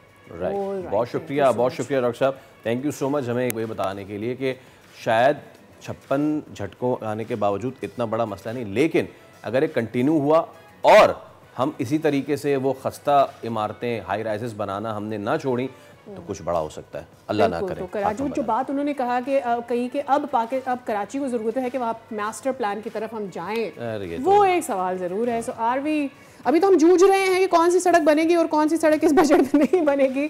अगर इस बजट से आगे निकल कर हम मास्टर प्लान की तरफ जा सकें। इससे पहले कि हम ब्रेक की जानिब जाएं, डोनाल्ड ट्रंप का एक नया ट्वीट भी सामने आया है और वो भी हम आपको दिखाएं। There you go, the ceasefire is now in effect. चलिए, तो अब कंफर्म कर दिया है डोनाल्ड ट्रंप ने कि भाई अब जंगबंदी हो गई है, मुआहदा हो चुका है और please do not violate it. उन्होंने बड़ी ये डोनाल्ड ट्रंप ही है ना, या उनकी जगह कोई और ट्वीट कर रहा है? पहले वो कह रहे हैं कि थैंक यू ईरान, प्लीज मत कीजिए ना, मत छेड़िए ना। देन अपनी ही ट्विटर अकाउंट से ट्वीट करने के बाद उन्हें ये अफर्म करने की जरूरत भी है, Donald Trump president of the United states of America. चले, डोनाल्ड ट्रंप ने ये कह दिया है और अच्छी बात है, इट्स अ गुड थिंग, अमन व अमान हो तो अच्छी बात है। इसी के साथ एक ब्रेक लेते हैं, ब्रेक पर हाजिर होंगे तो स्पेशल गेस्ट हैं हमारे साथ, करवाएंगे आपकी मुलाकात after the break. Stay with अस।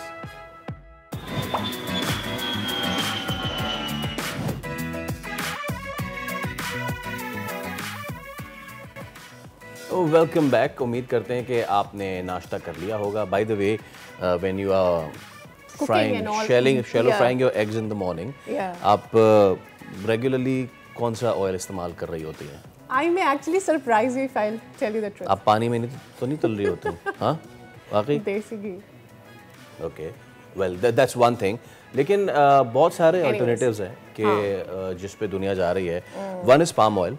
अब उस पे मलेशिया तो किंग है, ठीक है? yes. वो ना सिर्फ उसको एक्सपोर्ट करके दुनिया का आई गेस सबसे बड़ा एक्सपोर्टर है, please correct me if I am wrong. उससे कितनी ज़्यादा इंडिया तो उसी से मंगा रहा होता है ना सारा।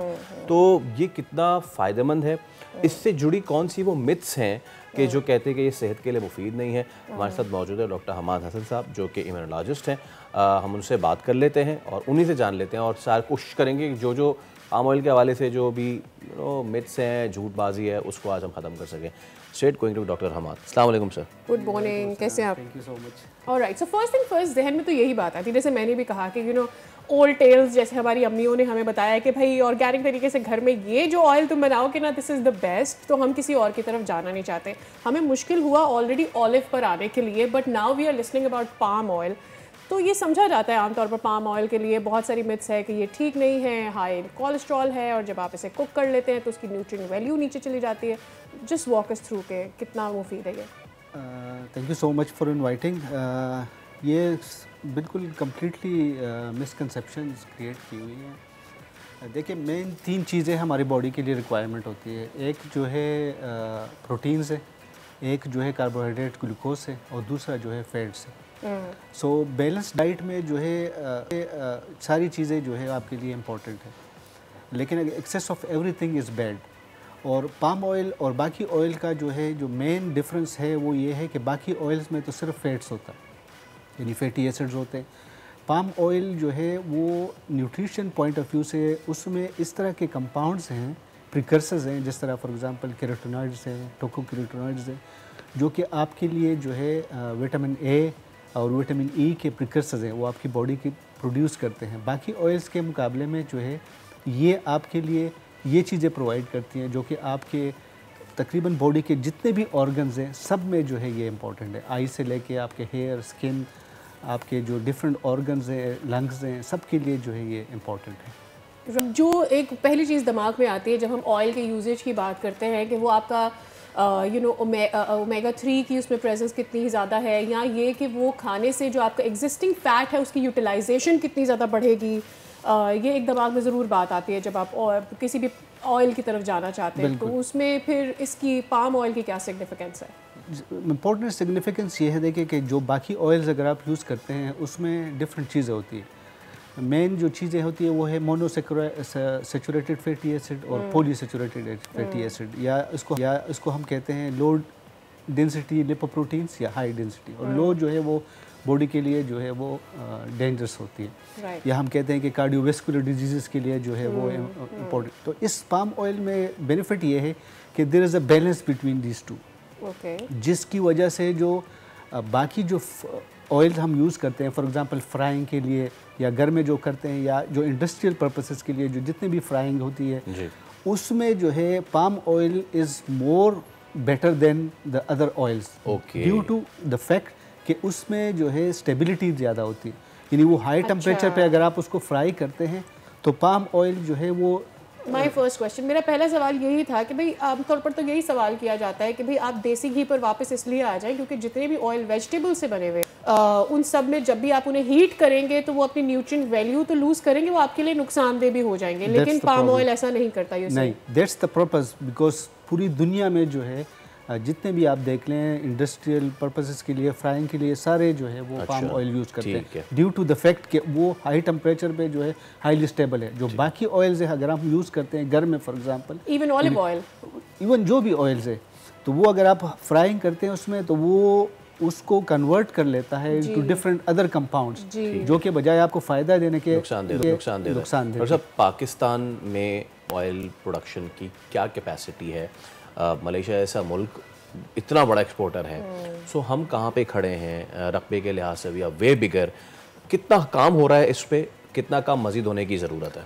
बहुत मज़ीद होने की ज़रूरत है, क्योंकि तकरीबन जो मैं उस दिन पढ़ रहा था तो वो हम तकरीबन जो है 3 मिलियन तक हम एक्सपोर्ट करते हैं पाम ऑयल, जो कि हम फिर वैरायटी ऑफ पर्पसेस के लिए जो है वो यूज़ करते हैं। तो अगर हम उसको लोकली जो है यहाँ पे प्रोड्यूस करें तो that will be a huge benefit. एक तो उसका फ़ायदा ये है कि जो बाकी ऑयल्स जो है अगर जितना सरफेस एरिया आप जिसमें प्रोड्यूस करते हैं ये उसके आपको 1/3 लेस में उससे ज़्यादा जो है प्रोडक्शन देता है। तो वो ये है। और दूसरे इस तरह के रीजन्स जो हैं आइडेंटिफाई भी हुए हैं जहाँ पे हम पाम ऑयल्स को जो है प्रमोट कर सकते हैं। वहाँ पे पाकिस्तान में क्लाइमेट के लिहाज से पाकिस्तान में सूट कर, so what are those reasons?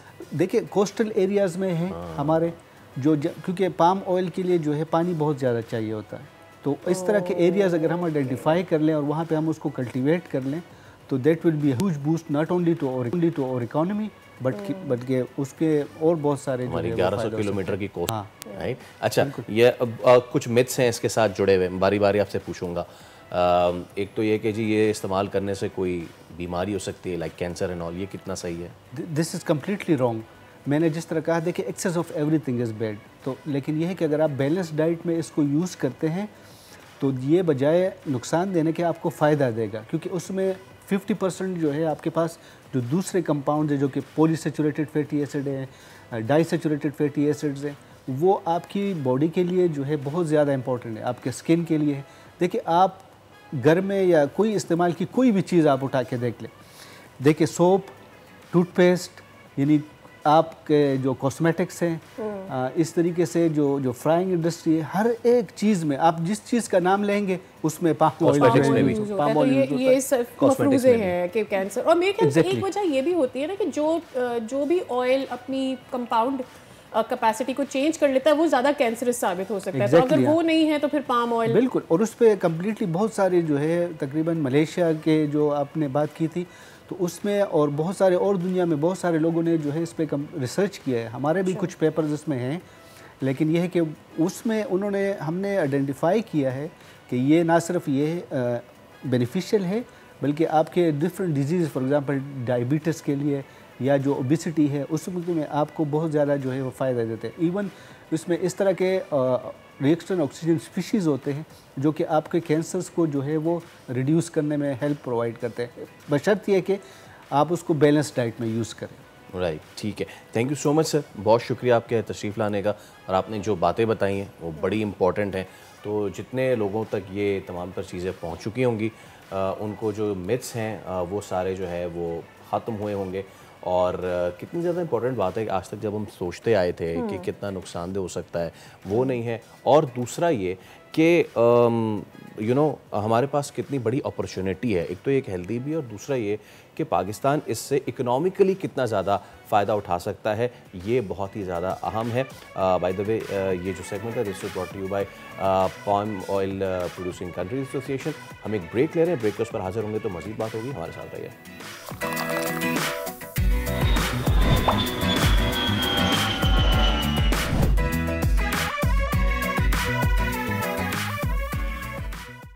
Welcome back. चलिए अब बोल का पाकिस्तान में आपको बिना टिकट लेके चलते हैं कैसी जगह जहाँ पे इस वक्त सयाहों का ज़्यादा रश नहीं लगा, क्योंकि बड़ी अनएक्सप्लोर्ड सी जगह है, और वो है मानसेरा।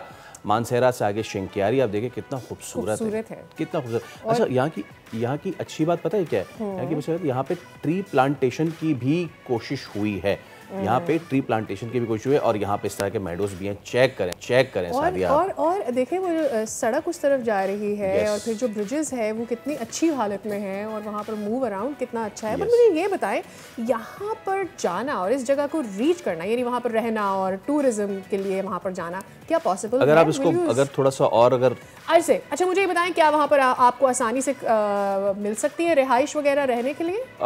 आसानी से नहीं, लेकिन थोड़ी बहुत से यस मिल सकती है। ओके। और वहां तक पहुंचना कितना आसान है फैसल?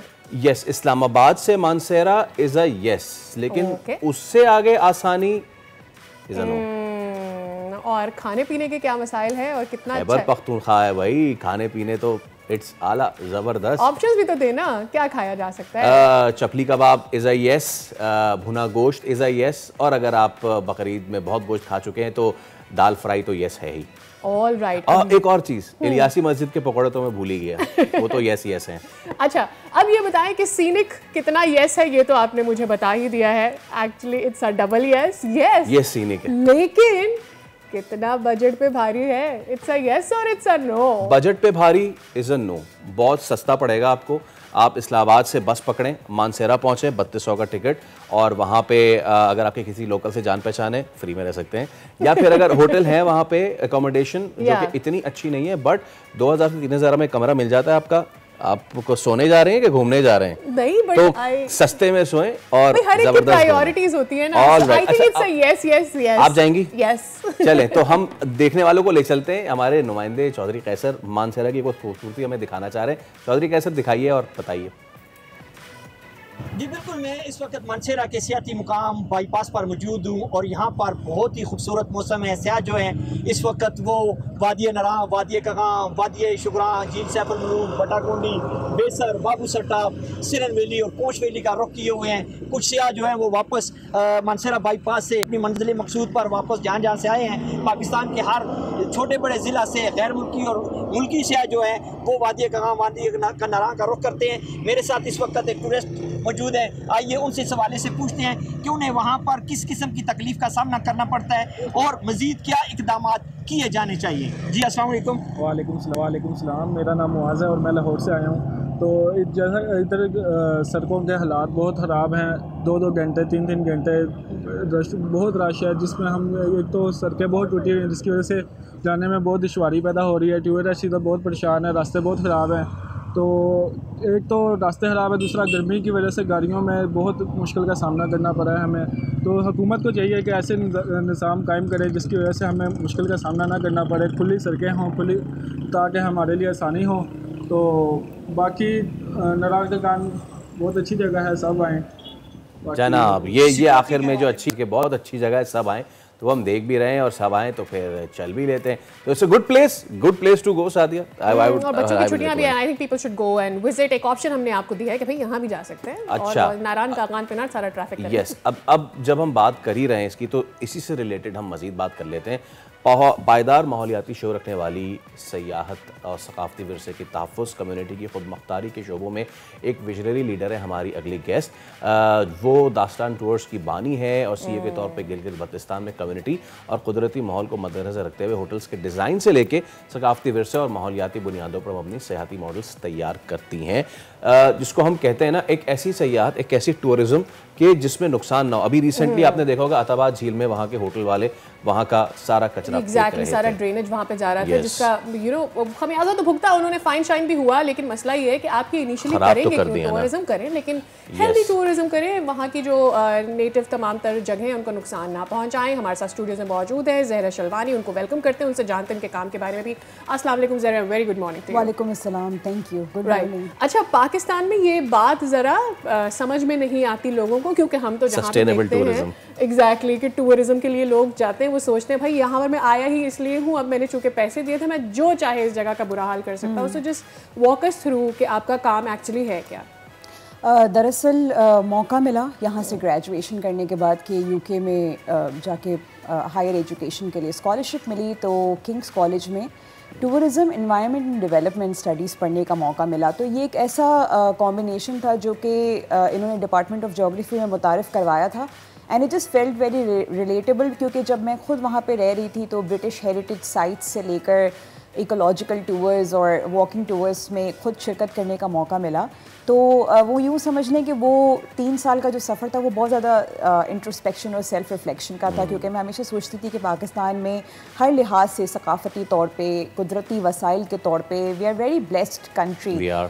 लेकिन अफसोस की बात यह है कि हम इतना ज़्यादा बेनिफिट नहीं उठा पा रहे इस इंडस्ट्री से। ये एक ऐसी इंडस्ट्री है जो कि 10% GDP को कंट्रीब्यूट करती है, अब 11% पे जा रही है। कितना कर सकती है? कैपेसिटी कितनी है इसकी कैपेसिटी तो कहीं ज़्यादा है, और पाकिस्तान चूँकि एक डेवलपिंग कंट्री है तो पाकिस्तान में पोटेंशियल बहुत ज़्यादा है, लेकिन यहाँ पे 2% से भी कम इसका आपका जो नेशनल GDP उसमें कंट्रीब्यूशन है। अच्छा ज़हरा, आपने बात की लोगों को समझ में हमारे यहाँ आती नहीं है, एक उनको भी नहीं आती जो कि इस फील्ड से वाबस्ता है, और जो घूमने जाते हैं उनको तो बिल्कुल भी नहीं आती। मेरे सामने के मनाजिर हैं, हुंजा में लोग जो पैलेस है ऊपर, वहाँ पे अपने हाथों से लिख रहे हैं, दिस इज सो रूड। इसी तरह बुद्धा का एक मुजस्मा है, वहाँ पे नीचे लिख दिया फला लफ्ज़ फला, उनको मोहब्बत भी पता नहीं किस जगह पे याद आई है, राइट। और या वहाँ से लेके नौकोट किले, कितना पुराना, वहाँ की तोपों पे लिख कर आ गए कि फला जिंदा रहेगा।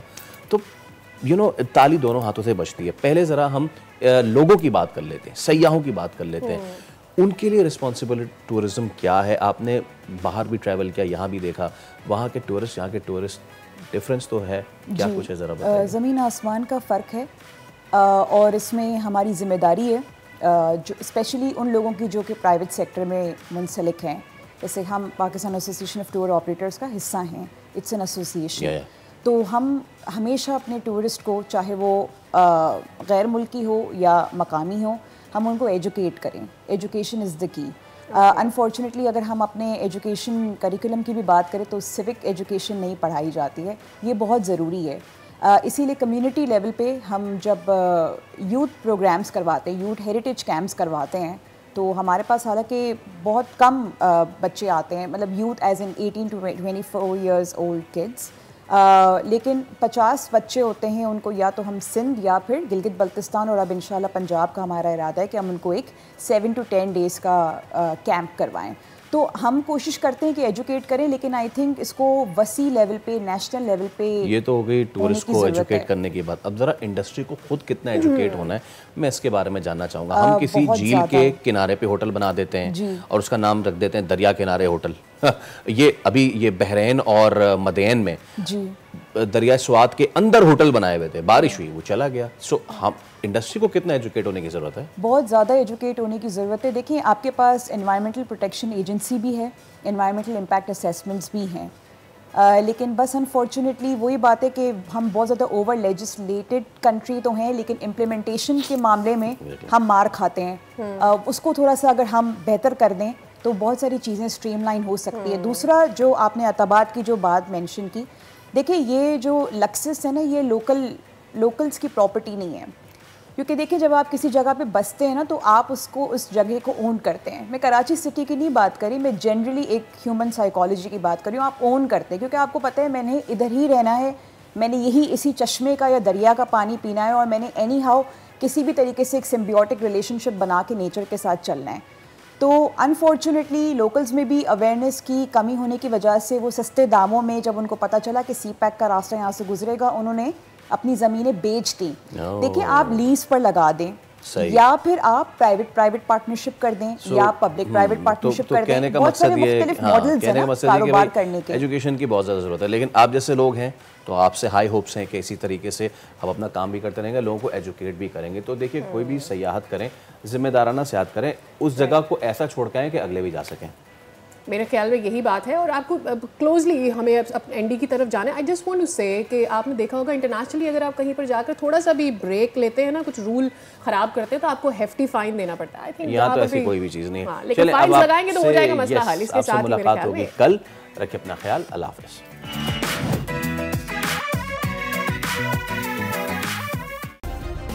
सब्सक्राइब करें और बेल दबाएं ताकि कोई खबर रह न जाए।